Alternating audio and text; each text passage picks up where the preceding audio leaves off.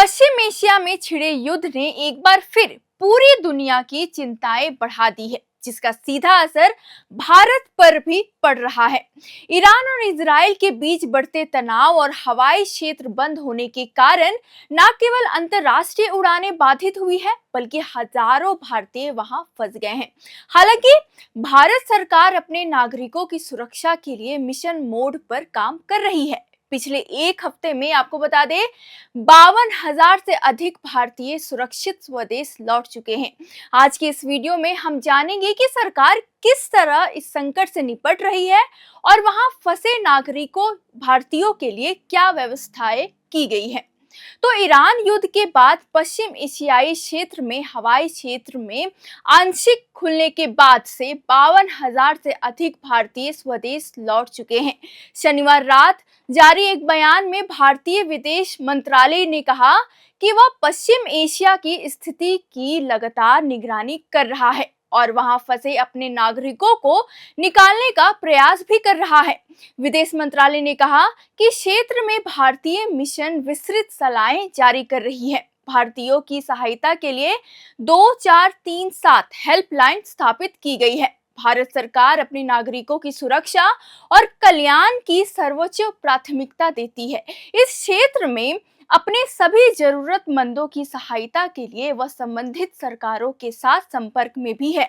विदेश मंत्रालय ने यह भी कहा कि सभी भारतीय नागरिकों से स्थानीय अधिकारियों के दिशा निर्देशों और भारतीय मिशनों द्वारा जारी सलाहों का पालन करने का आग्रह भी किया है। बता दें, अब तक 52,000 से अधिक भारतीयों ने इन उड़ानों का लाभ उठाया है।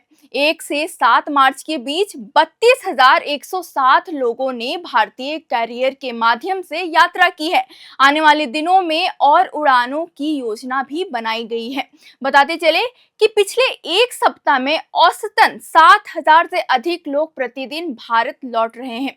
संकटग्रस्त देशों में भारतीय दूतावासों ने 24/7 कंट्रोल रूम स्थापित किए हैं, जहां से नागरिकों को पल पल की जानकारी और रसद सहायता प्रदान की जा रही है। सरकार ने भारतीयों को ईरान और प्रभावित क्षेत्रों की अनावश्यक यात्रा से बचने की सख्त सलाह भी दी है। ईरान और इजराइल के बीच बढ़ते तनाव और खाड़ी देशों के हवाई क्षेत्र से प्रभावित होने के कारण हवाई किरायों में भी उतार चढ़ाव देखने को मिल रहा है।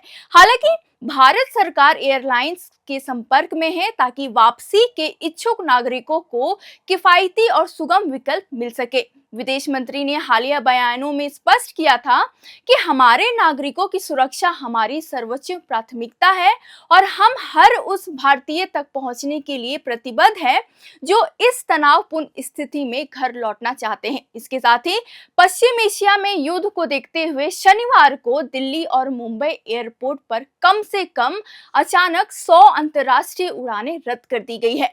अधिकारियों के मुताबिक मुंबई एयरपोर्ट पर रवाना होने वाली 35 उड़ानें और आने वाले 36 उड़ानें रद्द कर दी गई है। इसी तरह दिल्ली एयरपोर्ट पर रवाना होने वाली 22 उड़ानें और जाने वाली 17 उड़ानें को भी रद्द कर दिया गया है। दिल्ली एयरपोर्ट के ऑपरेटर डायल ने एक्स पर एक पोस्ट में कहा कि पश्चिम एशिया के मौजूदा हालात की वजह से पश्चिम की ओर जाने वाली कुछ अंतर्राष्ट्रीय उड़ानों को देरी हो सकती है या उनके शेड्यूल में भी बदलाव हो सकता है। गौरतलब है कि अमेरिका, इजराइल और ईरान के बीच 28 फरवरी को शुरू हुए युद्ध ने उड़ानों के संचालन पर काफी असर डाला है, क्योंकि पश्चिम एशिया के कुछ देशों में एयर स्पेस बंद है। कई एयरलाइन सिर्फ कुछ ही सेवाओं पर संचालन कर रही है। अब इन गंभीर सवालों के बीच शनिवार को ये भी खबर आई कि देश में घरेलू गैस सिलेंडरों की कीमतें 60 रुपए और कमर्शियल गैस सिलेंडरों की कीमतें 115 रुपए बढ़ गई है। भारत के ऑयल मार्केटिंग कंपनियों ने शनिवार को तत्काल प्रभाव से एलपीजी सिलेंडर के दाम बढ़ा दिए हैं। महंगाई की मार झेल रहे आम लोगों को एक और बड़ा झटका लगा है। पश्चिम एशिया में जारी तनाव और वैश्विक ऊर्जा कीमतों में बढ़ोतरी को इस फैसले की मुख्य वजह माना जा रहा है, जिसका सीधा असर अब आम परिवारों की रसोई पर पड़ रहा है। तो कुल मिलाकर यूं कहे तो एक तरफ भारतीय नागरिक को सुरक्षित वापस लाने में सरकार जी तोड़ मेहनत कर रही है, वहीं दूसरी तरफ फ्लाइट्स का रद्द होना चिंता का विषय भी बनता जा रहा है।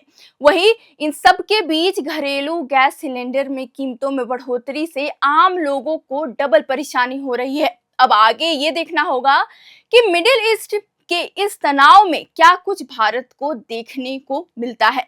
फिलहाल इस वीडियो के लिए इतना ही। इस पूरी खबर पर आपकी क्या राय है, क्या सोचते हैं इस खबर को लेकर, कमेंट बॉक्स पर जरूर बताएं। बाकी वीडियो को लाइक करें, चैनल को सब्सक्राइब करें और ऐसी ही खबरों के लिए देखते रहें एयर नाउ।